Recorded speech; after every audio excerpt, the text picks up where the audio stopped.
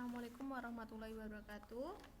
Untuk pertemuan kali ini yaitu terkait materi pencatatan pendapatan bunga bank untuk mapel akuntansi perbankan.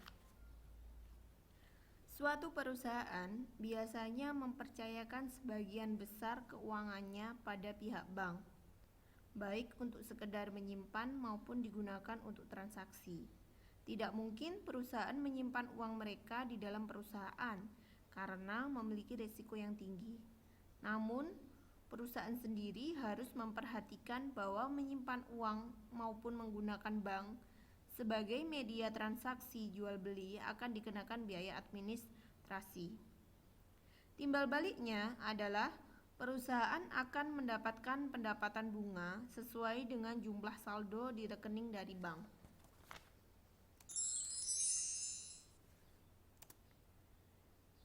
Pendapatan bunga bank. Apa sih yang dimaksud dengan pendapatan bunga bank?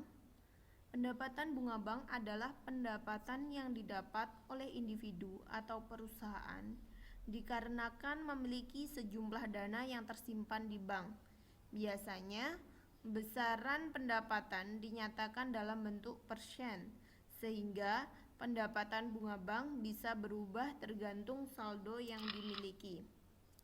Bunga bank itu sendiri adalah imbalan yang diberikan oleh bank kepada pihak dana yang menempatkan dananya pada bank dengan sistem konvensional. Dalam Islam, bunga bank adalah riba yang dilarang secara syariat Islam. Sebagaimana gantinya, terdapat sistem perbankan syariah yang sesuai dengan syariat Islam. Meski demikian, kita tetap harus mengetahui bagaimana metode penghitungan bunga bank. Karakteristik dalam pendapatan bunga yang mempengaruhi pengendalian dalam arus kas perusahaan adalah sebagai berikut.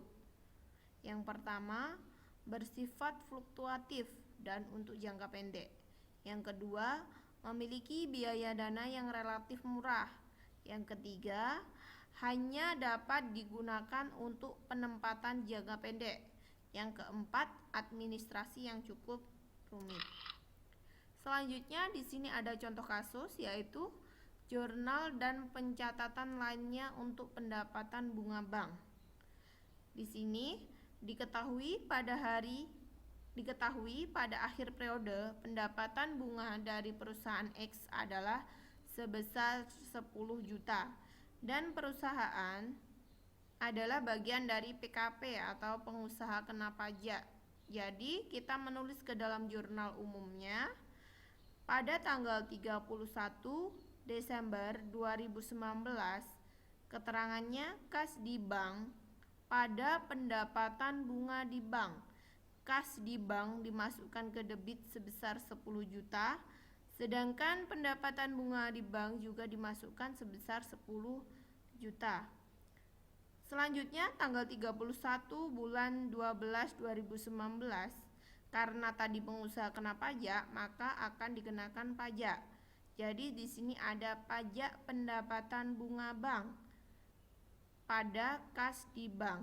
Jadi pajak pendapatan bunga bank itu masuk ke debit sebesar 1 juta, sedangkan kas di bank dimasukkan ke kredit juga sebesar 1 juta.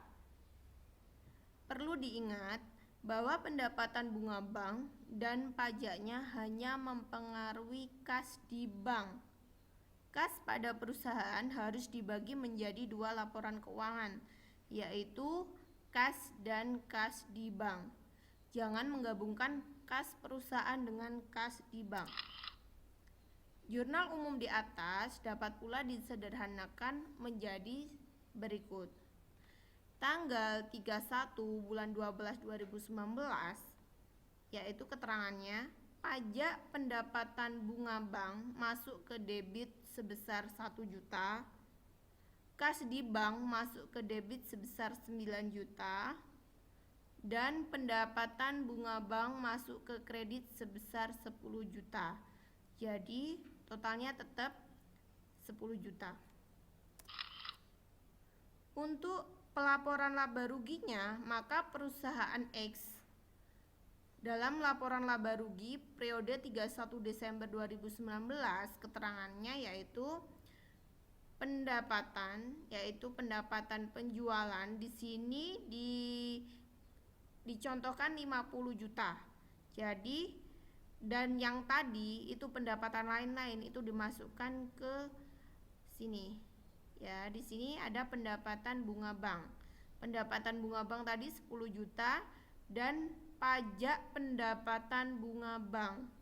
Jadi pendapatan bunga bank itu dikurangi dengan pajak pendapatan bunga bank. Jadi totalnya adalah 9 juta.